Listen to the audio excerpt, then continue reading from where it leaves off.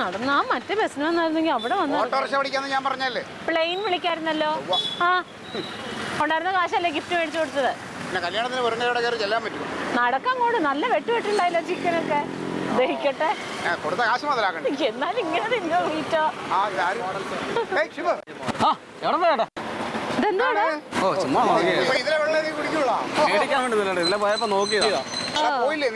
നേരത്തെ കഴിഞ്ഞല്ലോ. നേരത്തെ കഴിഞ്ഞാ പോലീസ് സമരമല്ലായിരുന്നോ? എന്തിന്? കൊച്ചിനെ വെട്ടിയ കേസില്ലേ? അത് കോളേജിലല്ലേ, അതിന് സ്കൂളുമായിട്ട് എന്താ? പാർട്ടിക്കാരെല്ലാം വന്ന് ഭയങ്കര വിഷയം ഉണ്ടാക്കി നേരത്തെ പിള്ളേരെല്ലാം പറഞ്ഞു വിട്ടത്. എത്ര മണിയപ്പോ സ്കൂൾ വിട്ടപ്പോ? ഒരു 11-11:30 ആയപ്പം. നമ്മളോടൊന്നും പറഞ്ഞില്ല. എല്ലാവർക്കും മെസ്സേജ് അയച്ചില്ല, ഫോൺ എടുത്ത് നോക്ക്. ഞങ്ങളുടെ മോളെ കൊണ്ട് ഇവിടെ ഇറക്കി വിട്ടായിരുന്നല്ലോ 11:45. 11:45?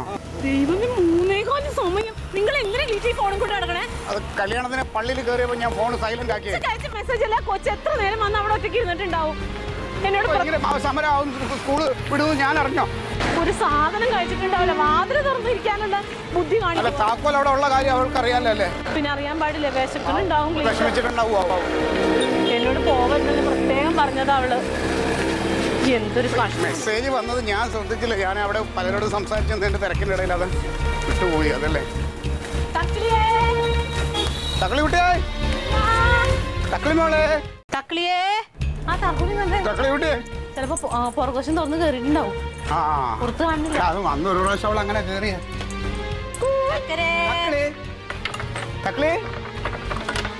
തക്കളി കുട്ടിയെ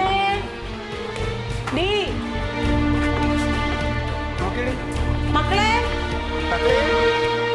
മോനെ അവിടെ ഉണ്ടോ? ഇല്ലേ തക്കളി അപ്പുറത്ത് തക്കളിയുടെ ബാഗ് ധരിക്കുന്നു. താഴേക്ക് കളിക്കാൻ പോയിണ്ടാവോ? അവളുടെ ബാഗല്ലേ? താഴേക്ക് കളിക്കാൻ പോയിട്ടുണ്ടോ? ഇതാരെ ബാഗാ ഇത്?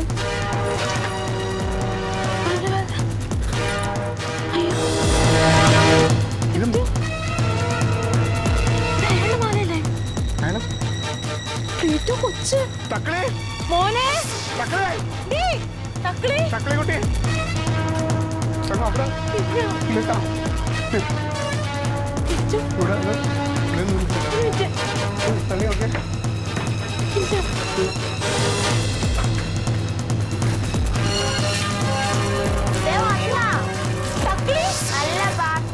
എന്നെ കൂട്ടാതെ എവിടെ പോയി? സാറിന്റെ വീടായിരുന്നു ഇത്. വഴിയിൽ വെച്ച് കണ്ടപ്പോ ഞാൻ സാറിന്റെ വീടാണെന്ന് അറിഞ്ഞില്ല. തനിക്ക് ഇവിടെ എന്താ കാര്യം ചോദിച്ചാ? ഇല്ല സാറേ, അങ്ങനെ ഞാൻ ഒരു കുഴപ്പക്കാരനൊന്നും അല്ല സാറേ. സാറിന്റെ മകൾ ഒറ്റയ്ക്ക് ഇരുന്നപ്പം ഇവിടെ ആരും കാണാത്തോണ്ട് ഇത്രയും അടകാൻ പോലത്തെ വലിയ വീടും പരിസരത്തൊന്നും ഒരൊറ്റ മനുഷ്യനില്ല. ഞാൻ നോക്കിയ സമയത്ത് മോൾ ഒറ്റയ്ക്ക് ഇരിക്കുമ്പോൾ ചെന്ന് വിളിച്ചു.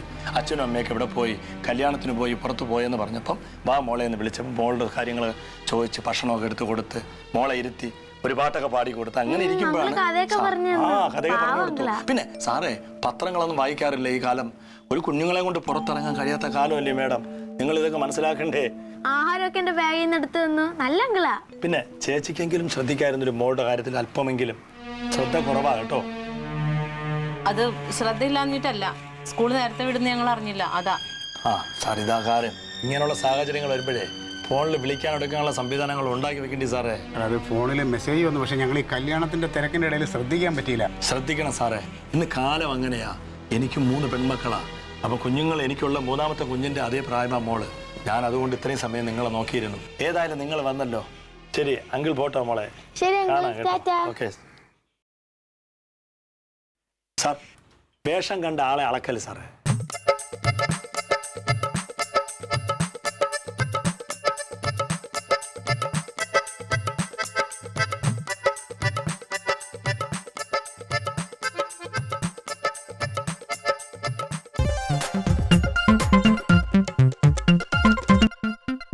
Alien versus Alien.